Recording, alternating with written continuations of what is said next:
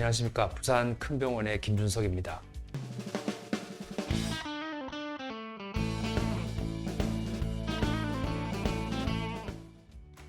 오늘은 졸골수 후의 무릎의 인공관절 수술, 그중에 이 마코 로봇을 이용한 인공관절 수술의 유용성에 대해서 잠깐 말씀드리겠습니다.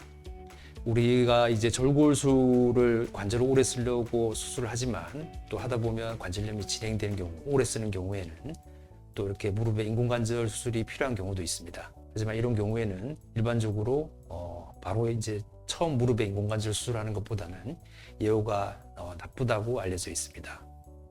그 이유를 보면은 일단 이 졸골수 후에는 이 무릎의 뼈 모양이 기존에 가지고 있던 뼈 모양과는 많이 상이하게 달라져 있는 경우가 많습니다. 이 그림의 좌측은 이 졸골수 후에 약 한 10년 정도 지났을 때 사진이 되겠고, 오른쪽은 일반적인 무릎의 안쪽에 관절염이 생겨서 내반 변형이 진행된, 두 개 모양이 좀 다르죠.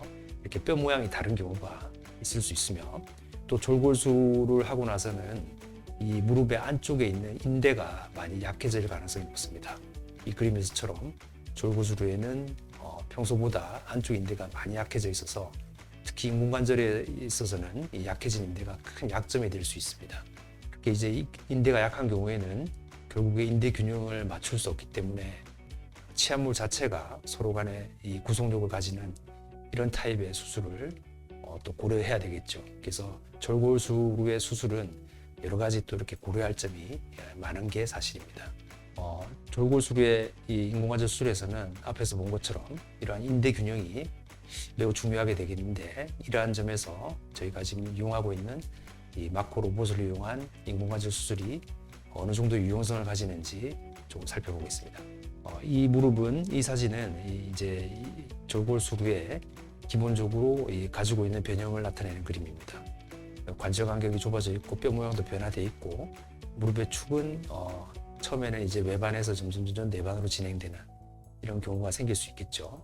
그냥 우리가 인공관절을 했을 때도 아까 보여드린 이제 인대가 이제 균형이 잡혀 있는 경우에는 이렇게 만족스러운 인공관절의 결과를 얻을 수도 있습니다. 하지만 이 오른쪽과 왼쪽을 비교해 보면 서로 간에 이 수술이 균일하게 결과가 나오지 못하죠. 어떤 경우에는 수술했는데 내반이 조금 남는 경우도 있고, 좌측 무릎 같은 경우는 균형은 맞아졌지만 결국에는 관절선이 이렇게 올라가는 두꺼운 치아물을 써서 인대 균형을 맞추게 되는, 이런 걸 저희가 정확히 예측할 수 없다는 단점이 있겠습니다. 그 다음부터 케이스는 이제 마코를 이용한 경우인데, 수술 전에 사진이 되겠습니다. 마코 로봇을 이용하면은 저희가 이제 수술 전에 컴퓨터로 미리 이렇게 계측을 해서 어느 정도의 뼈 모양과 인대 균형을 기본적으로 베이스를 가지고 시작합니다. 그래서 우리가 관절을 이제 마지막으로 치환을 마쳤을 때 이 관절이 내반 변형이나 외반 변형이 남지 않도록 이렇게 균형값을 가지고 세팅을 해서 시작을 하게 되죠. 뒤쪽에는 뼈를 어느 정도, 인공관절이라는 거는 뼈를 이제 어느 정도 깎아야 치아물이 들어가게 되니까 어느 정도 절삭값을 줘서 이렇게 미리 준비를 하고, 절삭이 이루어지기 전에 미리 인대 균형값을 체크해 볼 수 있는 그림이 되겠습니다.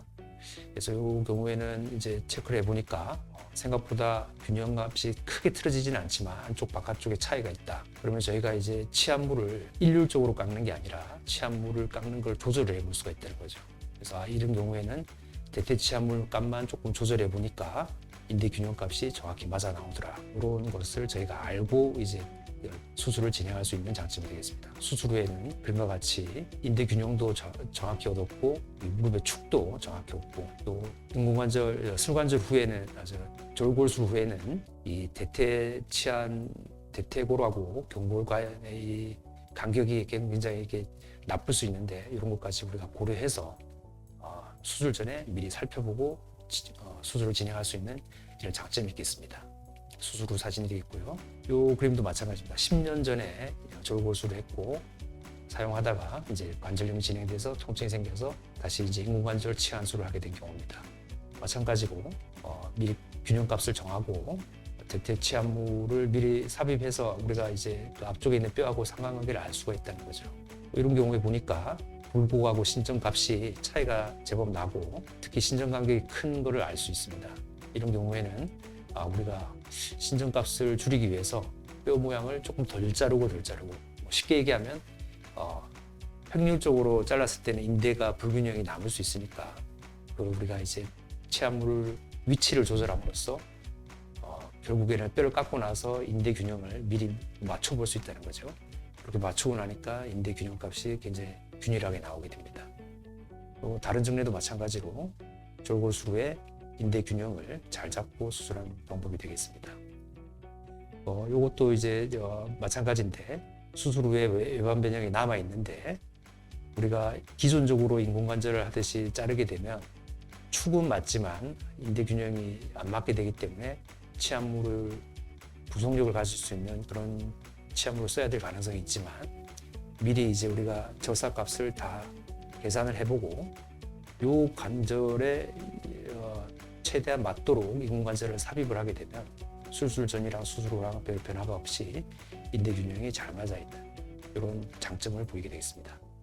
결론을 말씀드리면 수술 도중에 우리가 마코 로봇을 이용하게 되면은 인대의 긴장, 이런 간격을 정보를 실시간으로 미리 알 수가 있는 겁니다.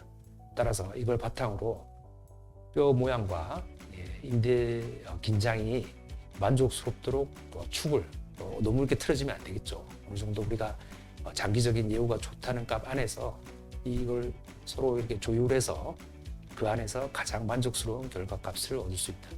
이런 장점이 되겠습니다. 영어로 돼 있는데 뭐냐면 우리가 이제 인대를 기본적으로 골절삭을 깎고 나서 인대 균형을 맞춰서 축을 맞췄다. 이게 옛날 방법이라면 이제는 수술 후에 나올 수 있는 인대 균형을 미리 예측을 해서 그거에 맞는 가장 이제 적합한 역학적인 축을 또 우리가 고려해서 수술을 진행할 수 있다. 이런 식으로 발전하고 있습니다.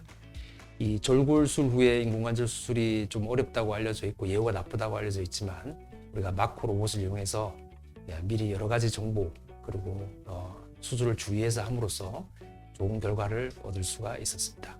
경청해 주셔서 감사합니다.